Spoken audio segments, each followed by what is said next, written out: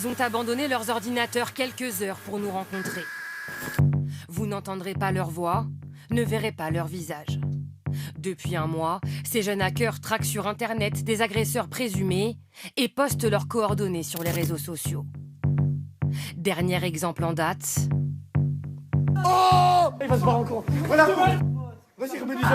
3 adolescents agressent un jeune handicapé, le frappent à plusieurs reprises, le poursuivent dans une ruelle à Charleville-Mézières. Quelques heures après la diffusion de ces images, le groupe publie les adresses des 3 agresseurs sur Twitter. On ne va pas vous dévoiler forcément toutes les techniques, mais c'est très simple. Généralement, dans les commentaires, il y a déjà une petite base. À partir de ça, on monte, et voilà, quand on arrive à voir le numéro de la personne, des parents. En fait, on se dit que si on dévoile ces informations au grand public, cette personne, elle va se sentir affichée, elle va se sentir que tout le monde sait ce qu'elle a fait. C'est un peu aussi notre but, d'un autre côté, qu'un agresseur se remette en question et qu'il se dise « mais qu'est-ce que je viens de faire en fait ?» Et la police derrière, tellement ça buzz, il faut qu'elle agisse, parce que c'est une information qu'on ne peut pas laisser traîner, comme l'histoire à Charleville. Les 3 agresseurs présumés ont été mis en examen. Ils encourent une peine de 2 ans et demi de prison. Ces justiciers autoproclamés l'affirment, c'est en partie grâce à eux, mais leur méthode est fortement contestée. Dans ces locaux, les enquêteurs de la police judiciaire chassent les contenus illicites sur Internet, près de 4000 signalements par semaine. Pour le directeur de l'office, ces dénonciations en ligne sont totalement irresponsables. Elles entravent leur travail.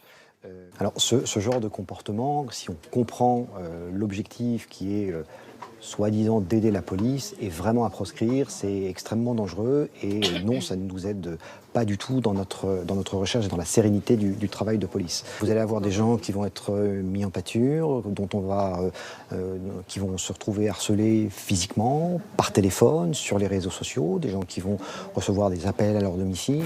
C'est ce qui s'est passé à Morsan-sur-Orge dans l'Essonne. 19 décembre dernier, la vidéo d'un viol est publiée sur les réseaux sociaux. Très vite, l'adresse des 2 agresseurs présumés est dévoilée sur Internet. L'une des familles est harcelée par téléphone.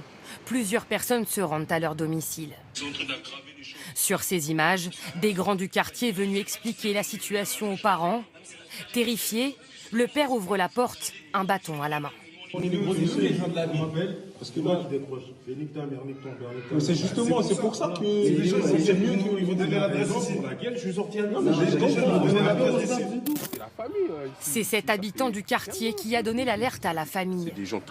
Il a voulu éviter que la situation ne dégénère, car selon lui, le risque de lynchage était bien réel. Voilà, c'est l'humain, on s'entraîne. J'ai reçu un appel d'un ami qui me disait qu'il y avait des gens qui traînaient ici. Il ne voulait pas les ramener à la police, hein. Il voulait les taper, il voulait les filmer, s'excuser, en gros, faire justice eux-mêmes. C'est pas pour but de les ramener devant la justice et de régler ça légalement. Non, c'était pour venir les taper et c'est pour ça qu'on a réagi. Le père a finalement accompagné son fils au commissariat. Les 2 jeunes ont été mis en examen pour viol.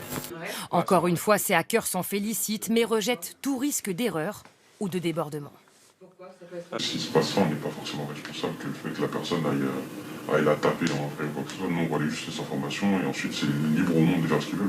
Des informations récupérées illégalement, ces jeunes pourraient être condamnés pour piratage. Mais ce n'est pas tout. Si ce qu'ils ont mis en ligne provoque des représailles ou des agressions, ils peuvent être considérés comme complices, selon cet avocat. Si je dis pas de bêtises. Ce qui est le plus important est de savoir quel est leur degré de responsabilité par rapport à un crime ou un délit qui aurait pu être commis grâce à ces informations. Et c'est là où ça devient véritablement un débat judiciaire de savoir s'ils peuvent être complices ou co-auteurs de ces crimes ou de ces délits.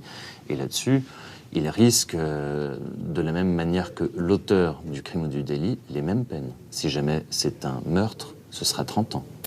Malgré les risques, le groupe de hackers promet de continuer à dénoncer sur les réseaux sociaux, soutenu selon eux par toute une communauté en ligne.